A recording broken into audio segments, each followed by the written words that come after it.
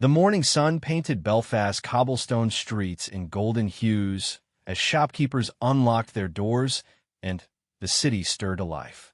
At the historic Trademarket, vendors arranged fresh flowers, polished vintage trinkets, and prepared steaming cups of coffee for what they assumed would be another ordinary Thursday.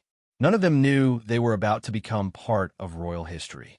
Catherine Middleton stood before her bedroom mirror in Kensington Palace, carefully selecting a navy blue coat that would photograph well against Belfast's brick buildings. Her personal assistant had briefed her on the day's schedule, but Kate found herself thinking beyond the formal itinerary. She had spent the previous evening reading about the Trademarket's community initiatives, particularly their work with local youth and small business owners. This wasn't just another royal engagement for her. It was an opportunity to connect with real people doing extraordinary things. Prince William emerged from his dressing room, adjusting his casual blazer. The couple had discussed their approach to this visit over breakfast, agreeing that formality should take a back seat to genuine interaction.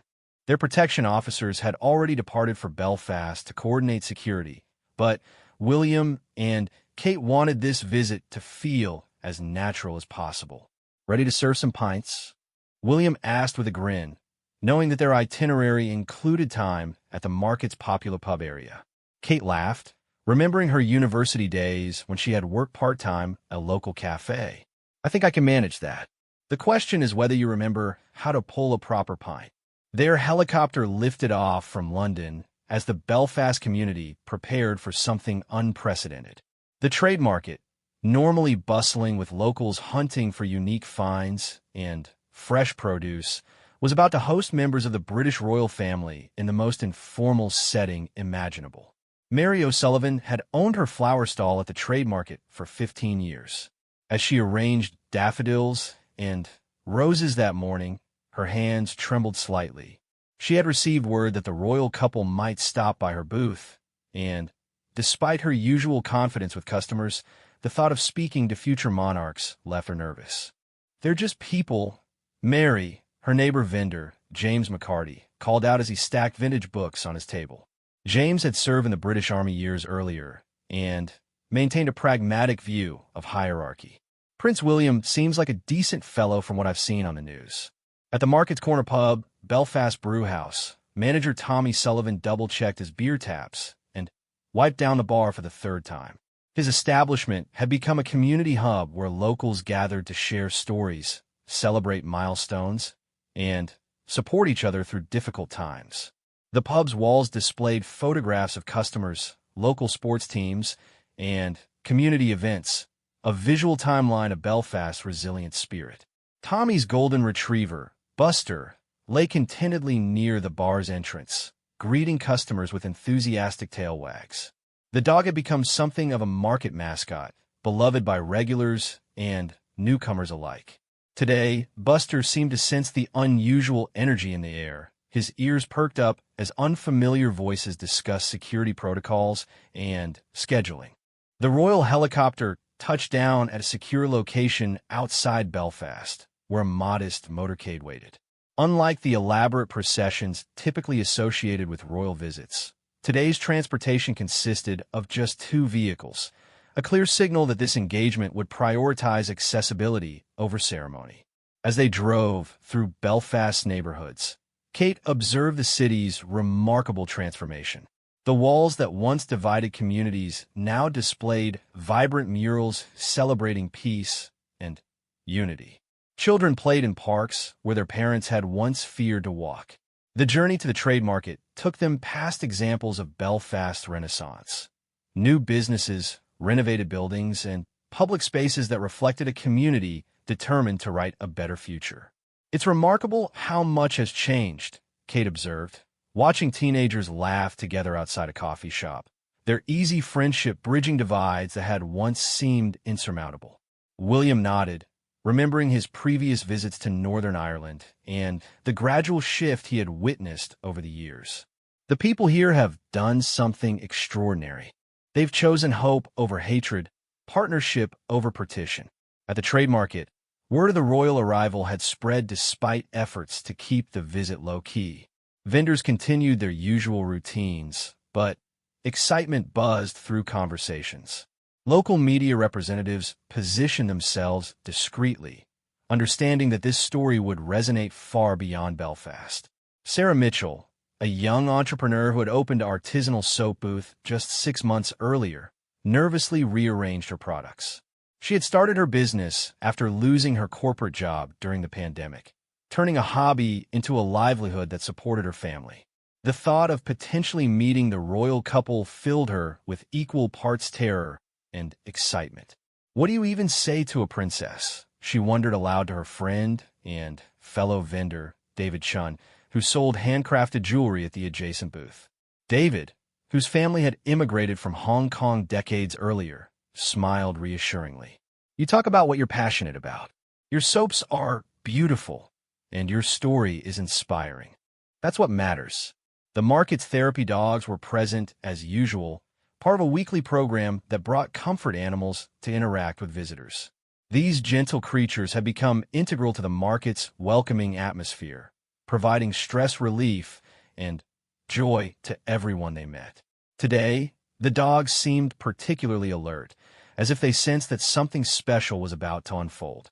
As the royal motorcade approached the final turn toward the Trademarket, Kate felt a familiar flutter of anticipation. She had participated in hundreds of official engagements, but those that involved genuine community interaction always energized her most. This visit promised to be different, less formal, more authentic, and focused on celebration rather than ceremony. The Trademarket's coordinator, Jennifer Walsh, had worked for weeks to ensure that the visit would showcase the market's true character while providing appropriate security. She had insisted that normal operations continue, believing that authenticity was more important than perfection. Local customers would shop alongside the royal visitors.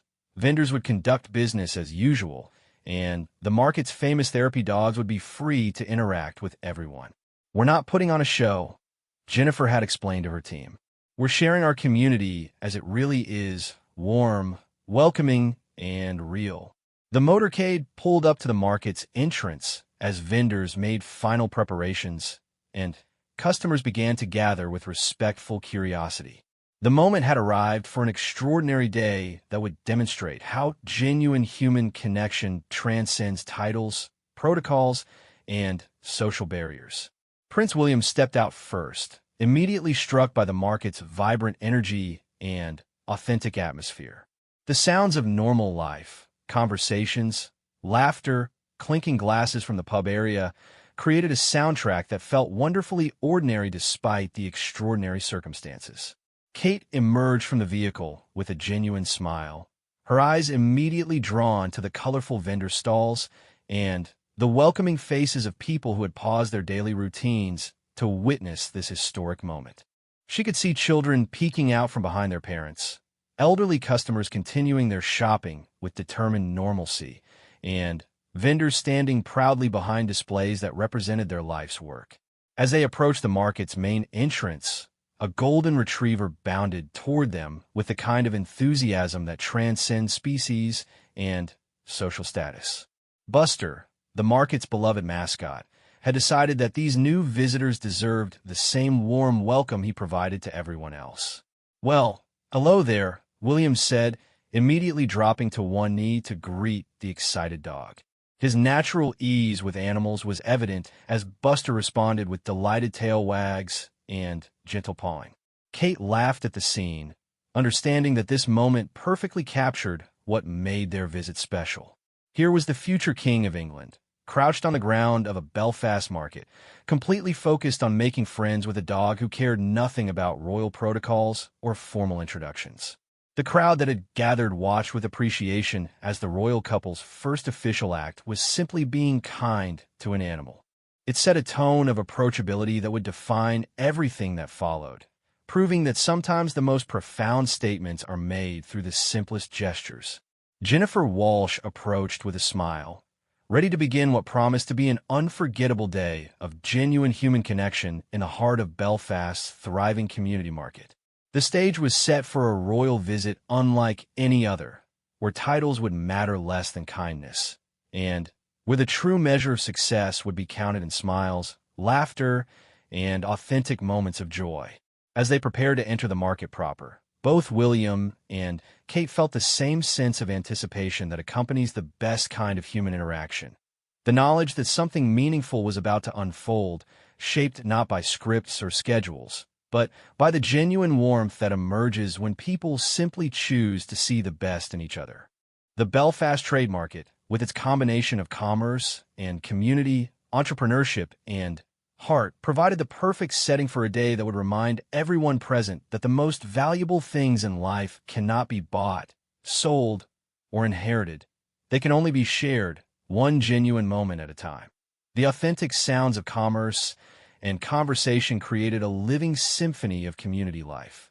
Vendors called out greetings to regular customers. Children giggled as they petted therapy dogs, and the aroma of fresh coffee and baked goods filled the air with welcoming warmth. Their first stop was Mary O'Sullivan's flower stall, where vibrant blooms created a natural rainbow against the market's brick walls. Mary stood nervously behind her display, her 15 years of experience with customers suddenly feeling inadequate for this moment. "Your flowers are absolutely beautiful," Kate said genuinely, reaching out to touch a particularly striking arrangement of roses and baby's breath. "The colors are so vibrant." Mary's nervousness melted away at the sincere compliment. "Thank you, Your Royal Highness. I grow many of these myself in a small plot behind my home. It started as a hobby, but now it helps support my family." William examined the intricate bouquet arrangements, noting the careful attention to detail and artistic flair. "How long have you been working with flowers?" he asked, his tone conversational rather than formal. "Since I was a girl, helping my grandmother in her garden," Mary replied, her confidence returning. "She taught me that flowers speak when words aren't enough. They celebrate joy, comfort grief, and say I love you better than any speech." Kate smiled at the sentiment, remembering the flowers she had carried on her wedding day and the bouquets that had marked countless special moments in her life. "Your grandmother sounds like a wise woman." She was indeed. She always said that growing flowers was like raising children. You give them love, patience, and the right conditions, then watch them bloom into something beautiful. A small crowd had gathered at a respectful distance, watching the interaction with appreciation for its genuine nature. Local photographers captured images that would later be shared around the world, but in this moment, the focus was simply on human connection rather than public relations. Their conversation was interrupted by a gentle nudging at Kate's leg. Looking down, she discovered a beautiful golden therapy dog seeking attention. The animal's trainer, volunteer worker Susan Davies, approached with an apologetic smile. "I'm so sorry, Your Royal Highness. Honey is usually well-behaved, but she seems drawn to you." Kate immediately knelt down to the dog's level, her face lighting up with genuine delight. "Please don't apologize. She's gorgeous. What's her role here at the market?" Susan's pride in the therapy dog program was evident as she explained, "Honey and 5 other dogs visit the market every Thursday. We work with people who struggle with anxiety, depression, or social isolation. The dogs help break down barriers and create connections." William joined Kate in petting Honey, who responded with the kind of enthusiasm that makes dogs such effective therapy animals. "What a wonderful program. How long have you been doing this?" 3 years now, Susan replied. "We started after recognizing how many people come to the market seeking more than just goods to buy. They're looking for community, for connection. The dogs help create safe spaces for conversation." As if summoned by the discussion, 2 more therapy dogs approached the group. A gentle Labrador named Charlie and an energetic border collie called Bella joined the impromptu meet-and-greet session, each displaying the special temperament that made them perfect for their therapeutic work. "They're remarkable," Kate observed, watching how each dog seemed to instinctively understand how to interact with different people. "You can see the immediate effect they have on everyone around them." An elderly gentleman named Patrick Murphy, who had been shopping nearby, approached the group hesitantly. Susan recognized him as a regular participant in the therapy dog program and encouraged him to join the conversation. "Patrick comes every week to visit with the dogs," Susan explained. "He lost his wife last year, and our Thursday sessions have become an important part of his week. Patrick, initially overwhelmed by the presence of royalty, found himself at ease as William and Kate continued to focus on the dogs. They saved me, really, he said quietly. After Margaret passed, I didn't want to leave the house. But, honey here, he gestured to the golden retriever. She convinced me that there was still joy to be found. The simplicity and honesty of Patrick's statement touched everyone present. Kate reached out to gently squeeze his hand. I'm sure Margaret would be proud of your strength in finding ways to heal. Patrick's eyes filled with grateful tears. She loved dogs, did Margaret, would have adored this program. William, moved by the elderly man's courage in sharing his story, asked about the practical aspects of the therapy program. Susan explained how volunteers trained with professional animal therapists, how they screened both dogs and participants for compatibility, and how they measured the program's success through improved social engagement and emotional well-being. We've seen remarkable transformations, Susan continued. People who hadn't spoken to strangers in months start conversations. Children who struggle with social anxiety find their voices. Veterans dealing with trauma discover coping mechanisms. The dogs don't judge, don't have expectations. They simply offer unconditional acceptance. Their discussion attracted other market visitors who wanted to share their own experiences with the therapy dog program. A young mother named Claire approached with her 7-year-old daughter Emma, who had been participating in the sessions to help with severe shyness. Emma couldn't order her own food at restaurants 6 months ago, Claire explained. Now she reads stories to the dogs every week and has started making friends at school. Emma, initially hiding behind her mother, was coaxed forward by Bella, the border collie. Within moments, the girl was chatting animatedly with Kate about her favorite books and her dreams of becoming a veterinarian. What's your favorite story to read to the dogs? Kate asked, genuinely curious about the child's experiences.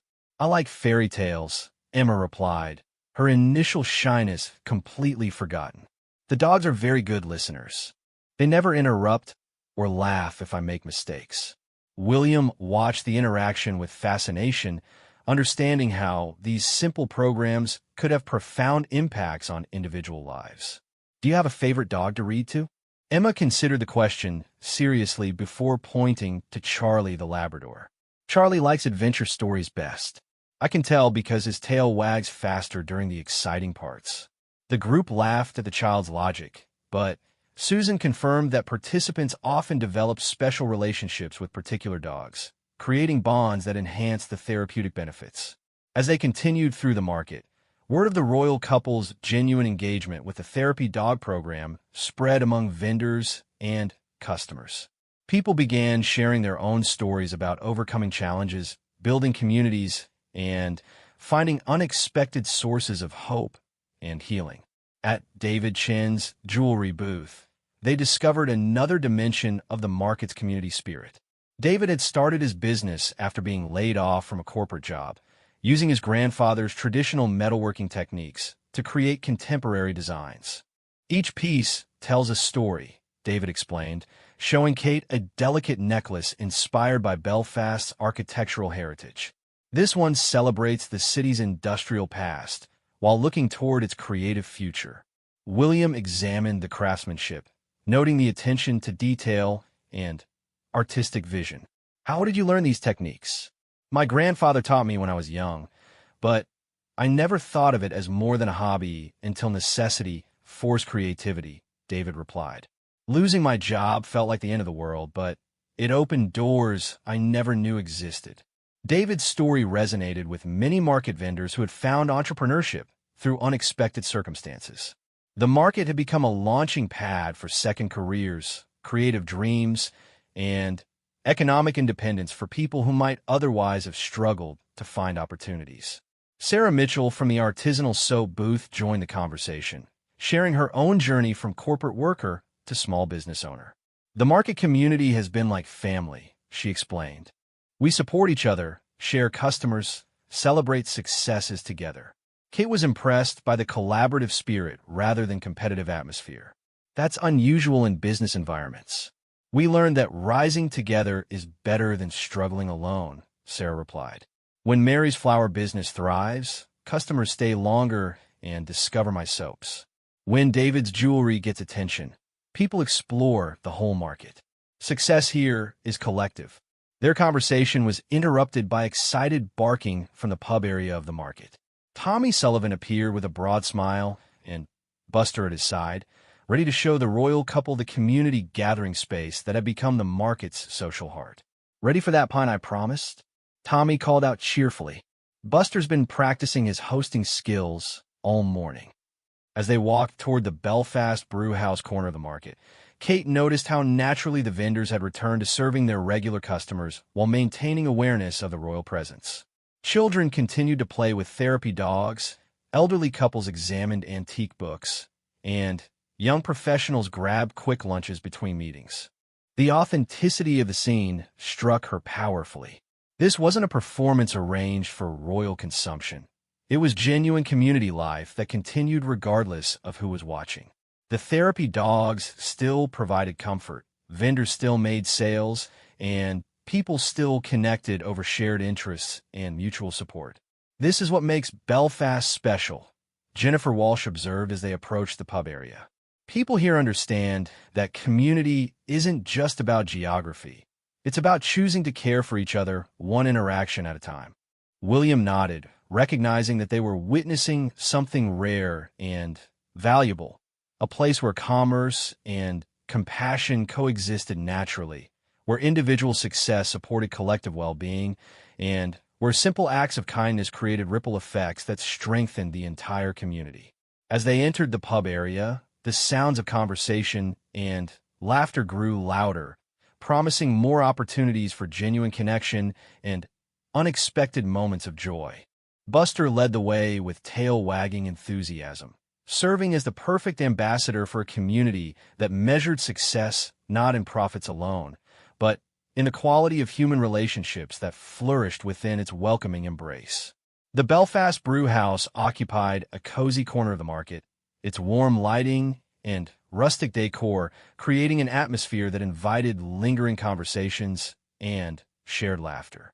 Tommy Sullivan stood behind the polished wooden bar, checking his beer taps one final time as Prince William and Kate approached with their growing entourage of vendors, therapy dogs, and curious customers. "Welcome to our little piece of heaven," Tommy announced with genuine pride. "Pull up a stool and let me show you how Belfast pulls a proper pint." The pub's walls displayed a living history of the community, photographs of local sports teams, wedding celebrations, birthday parties, and countless ordinary moments that had become extraordinary through shared experience. Buster positioned himself near the bar's entrance, tail wagging as he surveyed his domain with canine satisfaction. William stepped behind the bar with enthusiasm that surprised the gathered crowd. "I haven't done this since university," he admitted, rolling up his sleeves. "But I'm willing to give it a try." Tommy handed him the tap handle for their signature Belfast bitter, a locally brewed beer that had become synonymous with market gatherings. "The secret is in the pour, steady pressure, perfect angle, and patience for the head to settle." Kate watched with amusement as her husband attempted his first pint, creating more foam than beer in his initial effort. The gathered customers responded with good-natured laughter and encouraging cheers, treating the future king with the same gentle ribbing they would offer any novice bartender. "Perhaps you should stick to your day job," called out Margaret Flynn, a retired teacher who had become a regular at the Thursday market sessions. Her comments sparked a wave of laughter that included William himself. "You might be right, Margaret," William replied with self-deprecating humor. "But I'm not giving up yet." His second attempt showed marked improvement, producing a respectable pint that earned applause from the impromptu audience. Tommy nodded approvingly as William presented the beer to a customer who had been waiting patiently for service. "Not bad for royal hands," Tommy declared. "You've got potential." Kate stepped up next, accepting Tommy's invitation to try her hand at bartending. Her approach was more methodical than William's, carefully observing the technique before attempting her own pour. The result was a nearly perfect pint that impressed both Tommy and the watching crowd. "Clearly, she's the one with the steady hands in the family," observed James McCarty from his bookstall, earning another round of laughter. As Kate served her perfectly poured beer to Sarah Mitchell, the soap vendor, she asked about the pub's role within the market community. Tommy's pride in his establishment was evident as he explained its evolution from simple refreshment stand to community gathering place. "We started just serving coffee and basic snacks," Tommy said while cleaning glasses. "But people wanted to sit, to talk, to celebrate together. So we expanded, got our license for local beers, and somehow became the market's living room." The pub's tables were occupied by an intriguing mix of people. Elderly couples sharing afternoon tea, young entrepreneurs discussing business plans, families with children who colored pictures while parents conducted leisurely conversations, and solitary customers reading books while enjoying quiet companionship. A corner table caught Kate's attention where an elderly man sat alone with a therapy dog resting at his feet. The man, introduced as George Patterson, was a veteran who had served in Northern Ireland during the troubled years and now found peace in the market's welcoming environment. "The dogs help more than the beer sometimes," George admitted when invited to share his experience. "After what I've seen, what I've done, finding peace seemed impossible. But these animals don't judge the past. They just offer friendship in the present." His therapy dog, a gentle beagle named Scout, demonstrated remarkable sensitivity to George's emotional state. When discussing difficult memories, Scout would gently place his head on George's lap, providing comfort without requiring explanations or justifications. William, himself a veteran, understood the unique challenges faced by those who had served in conflict zones. "The transition back to civilian life isn't always smooth," he observed. "Programs like this fill important gaps in support services." George nodded appreciatively. "The formal programs helped, but this is different. Here, I'm not a patient or a case file. I'm just a customer who happens to have a four-legged friend." That normalcy matters more than people realize.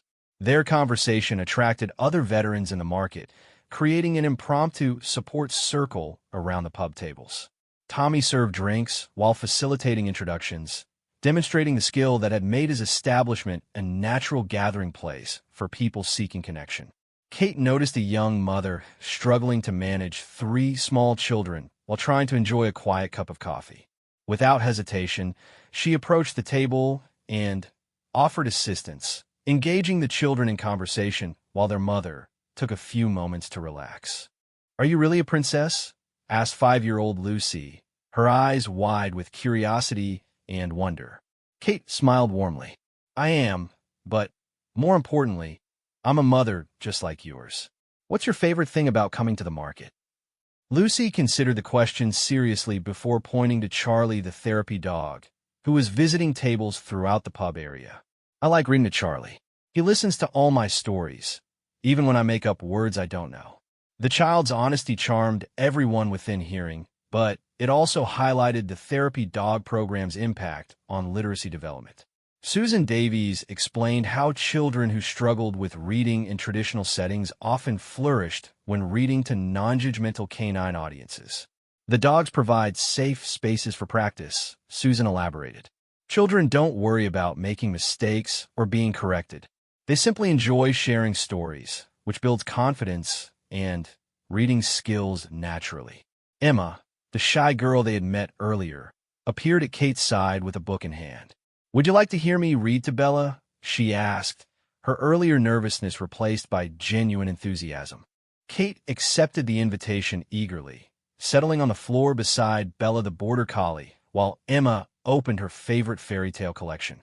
The sight of the Princess of Wales sitting cross-legged on a pub floor, listening intently to a 7-year-old read about magical kingdoms, captured the essence of the day's extraordinary ordinariness. William continued working behind the bar, his technique improving with each pint he poured. Regular customers began requesting drinks specifically from the royal bartender, creating an informal queue of people eager to participate in this unique experience. Each interaction sparked conversations about their lives, work, and connections to the Belfast community. A group of university students, initially intimidated by the royal presence, gradually relaxed as they realized the informal nature of the engagement. One student, studying business entrepreneurship, asked William about the challenges of leading organizations through changing circumstances. Every organization faces uncertainty, William replied while carefully pouring another beer. The key is maintaining focus on core values while adapting methods to meet new challenges. What matters most is the mission, not the specific path to achieving it. His answer resonated with the young entrepreneurs in the group who were struggling to launch businesses in an uncertain economic climate. Tommy facilitated a broader conversation about innovation, risk-taking, and the importance of community support for emerging ventures. Kate rejoined the group after listening to 3 complete stories from Emma and 2 other children who had gained confidence from the positive attention. The reading circle had expanded to include several adults who volunteered to listen to young readers, creating an impromptu literacy support session. "The children are remarkable," Kate observed to Susan Davies. "Their enthusiasm for sharing stories is infectious." Susan beamed with pride at the program's success. Reading to dogs removes performance pressure. Children focus on sharing rather than impressing, which allows natural enjoyment of literature to flourish. The afternoon light streaming through the pub's windows created a golden atmosphere that enhanced the warmth of human connections forming throughout the space. Conversations flowed naturally between tables as strangers became friends and regular customers welcomed newcomers with characteristic Belfast hospitality. A surprise visitor arrived when Dr. Patricia Morrison, a local veterinarian who volunteered with a therapy dog program, stopped by for her weekly check on the animals. Her presence provided an opportunity to discuss the professional standards that ensured both animal welfare and program effectiveness. Each dog undergoes extensive evaluation and training, Dr. Morrison explained. "We monitor their stress levels, ensure proper rest periods, and maintain health standards that protect both animals and participants." William, taking a break from bartending, was fascinated by the program's comprehensive approach. "How do you measure success in these initiatives?" "Multiple indicators," Dr. Morrison replied. "Increased social interaction among participants, improved emotional regulation, reduced anxiety levels, and enhanced sense of community belonging. The dogs facilitate human connections that extend far beyond our sessions." Their discussion was enhanced by real-time examples as they watched participants interact throughout the pub. George Patterson was sharing military stories with the university students, his therapy dog Scout serving as a calming presence that enabled difficult conversations. Emma was helping younger children with their reading, her confidence transformation evident to everyone present. Tommy observed the dynamic with satisfaction. This is what the market does best. It creates spaces where people can be themselves, share their gifts, and support each other naturally. As the afternoon progressed, the line between formal royal visit and authentic community interaction completely disappeared. William and Kate had become temporary residents of Belfast Trademarket, contributing to its daily rhythm while learning from its remarkable spirit of inclusion and mutual support. The therapy dogs continued their rounds, providing comfort and joy to everyone they encountered. Vendors maintained their sales while engaging in meaningful conversations with customers old and new. Children played and learned in an environment where differences were celebrated rather than merely tolerated. The pub area had become a microcosm of everything that made the market special. Commerce and compassion intertwined, individual success supporting collective well-being, and simple human kindness creating ripple effects that strengthened the entire community. As the visit continued, it became clear that this day would be remembered not for its royal connections, but for its demonstration of how ordinary people create extraordinary communities through daily choices to care for one another.